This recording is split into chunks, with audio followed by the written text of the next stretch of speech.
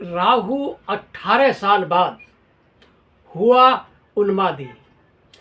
जैसे जंगल में हाथी उन्मादी हो जाता है और सब कुछ तहस नहस कर देता है, जंगल के बड़े बड़े पेड़ उखाड़ कर फेंक देता है।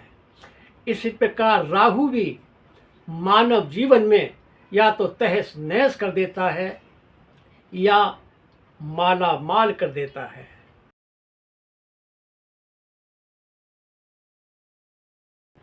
दोस्तों, आप देख रहे हैं एस्ट्रोलॉजी बाई गोस्वामी हमारे YouTube चैनल पर। मैं आपका JR गोस्वामी।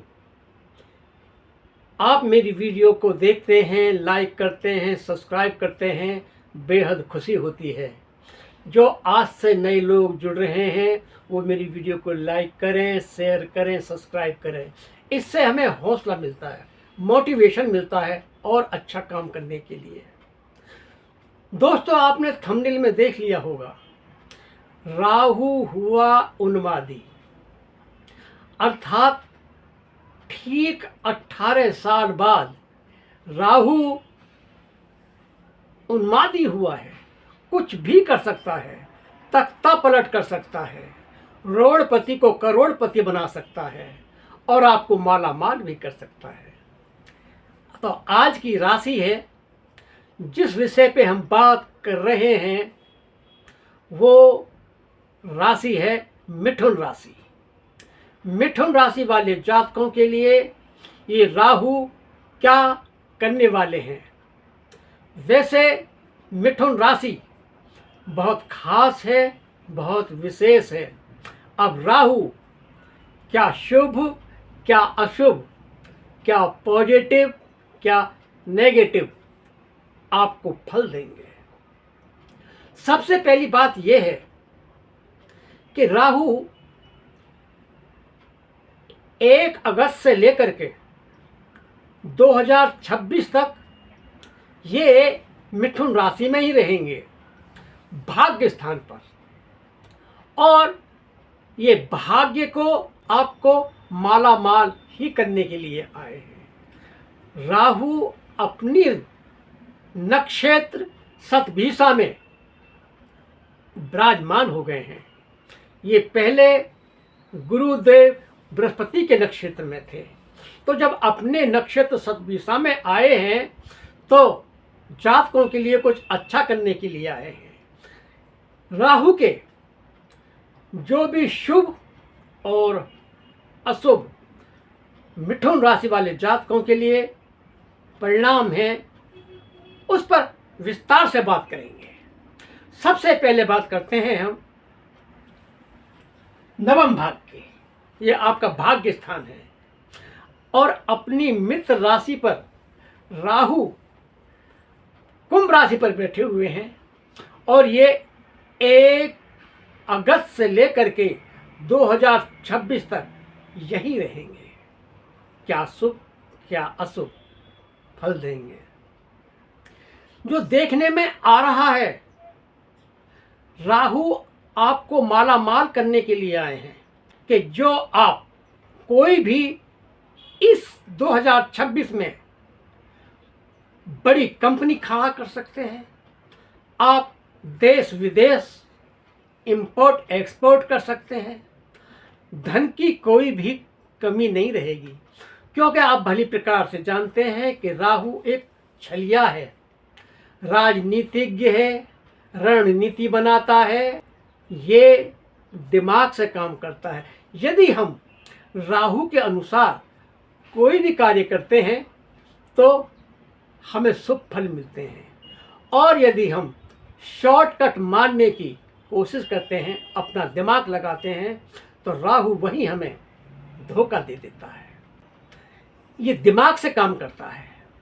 वो जानता है कि ये जातक मेरे अनुसार काम नहीं कर रहा है, इसलिए वो माला माल की जगह कंगाल भी कर सकता है। भाग्य बहुत अच्छा रहेगा मिथुन राशि वाले जातकों के लिए 2026। दोस्तों, राहु की 3 दृष्टि होती हैं। एक पंचम दृष्टि होती है, सप्तम दृष्टि होती है, नवम दृष्टि होती है। जहाँ ये बैठते हैं, इन तीनों स्थानों को देखते हैं और शुभ फल प्रदान भी करते हैं।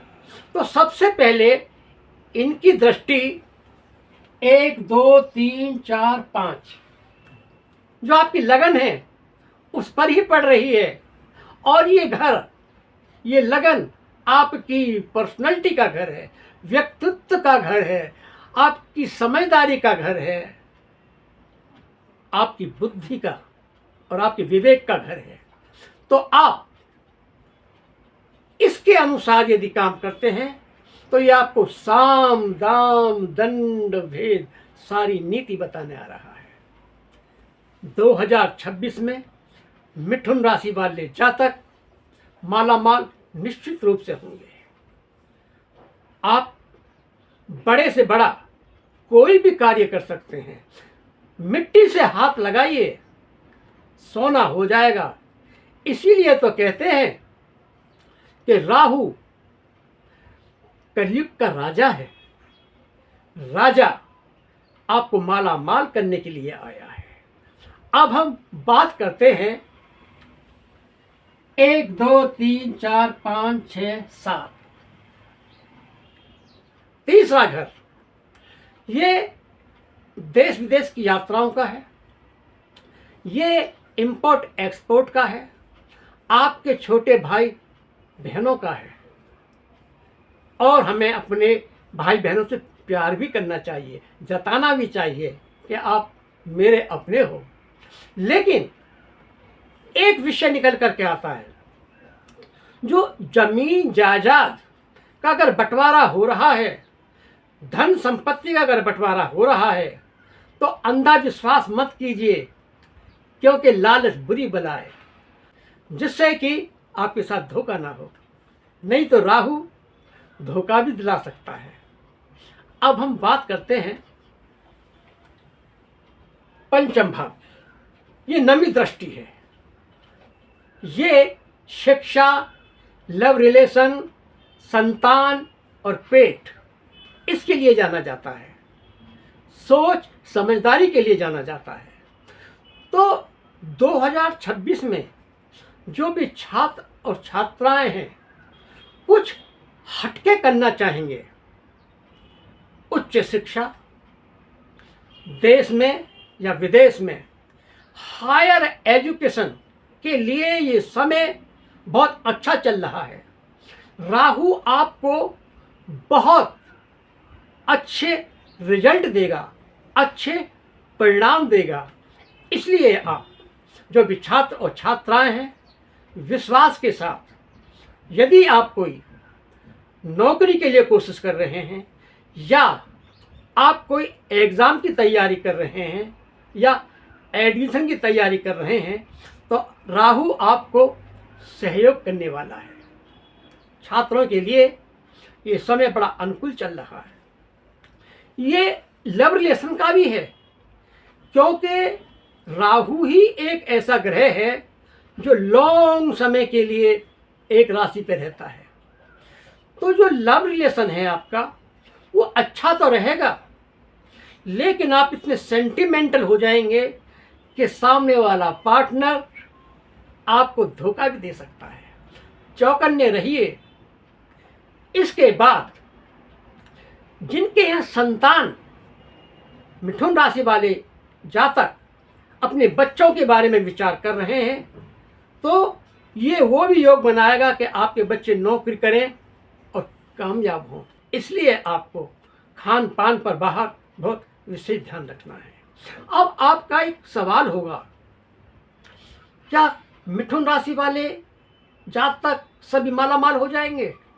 नहीं, ज्योतिष शास्त्र कहता है कि यदि आपकी जन्म कुंडली में 6, 8 और 12वें घर में अगर राहु बैठा है, तो जरूरी नहीं है कि आपको अच्छे ही परिणाम मिले। अभी आप अपनी जन्म कुंडली में देखिए, लेकिन देखेंगे कैसे, वो विधि मैं बताता हूँ। जैसे कि आपकी मिथुन राशि है, तो आपका राहु 1 2 3 4 5 6 यहां पर वृश्चिक राशि रखी हुई है। इसके बाद में ये अष्टम भाव आता है, इसके बाद में 12वां घर आता है। आपकी लगन कोई भी हो सकती है, लेकिन आपको यहीं से देखना है, प्रथम भाव से 6 8 12 में यदि राहु होगा तो अच्छे परिणाम नहीं देगा। इसलिए आप जो भी कार्य करें सोच समझ करें, क्योंकि राहु राजनीति में तो आपका जलवा ही कर सकता है। भाग दौड़ करिए, मेहनत तो कराता ही है। यदि आप सच्ची और अच्छी मेहनत करते हैं, शॉर्टकट नहीं मारते हैं, तो सच मानिए आपका नाम भी होगा, धनवान भी होंगे और आपको मान सम्मान भी मिलेगा। इस मान सम्मान को हासिल करने के लिए क्या करना चाहिए दोस्तों? शंकर भगवान की उपासना करनी चाहिए। राहु देव शंकर भगवान की उपासना से बहुत प्रसन्न होते हैं। इसके बाद इनका बीज मंत्र बोलना चाहिए, ओम भ्राम भ्रीम भ्रोम से राहवे नमः। छोटा मंत्र भी बोल सकते हैं, ओम रांग राहवे नमः, जो भी आपको उचित लगे, लेकिन 108 बार बोलना चाहिए। अपने घर में मोर पंख रखिए, साफ सफाई रखिए, लेटरिन बाथरूम आप अपने WC में शौचालय का जो पॉट है नील अवश्य डालिए। राहु देव को ये नीला रंग बहुत पसंद है। दोस्तों, मैंने राहु के बारे में जो अच्छी जानकारी आपको दी है, यदि मेरी जानकारी आपको अच्छी लगी है तो आप मेरी वीडियो को लाइक करें, शेयर करें, सब्सक्राइब करें और बने रहें मेरे साथ। बोलिए राधे राधे।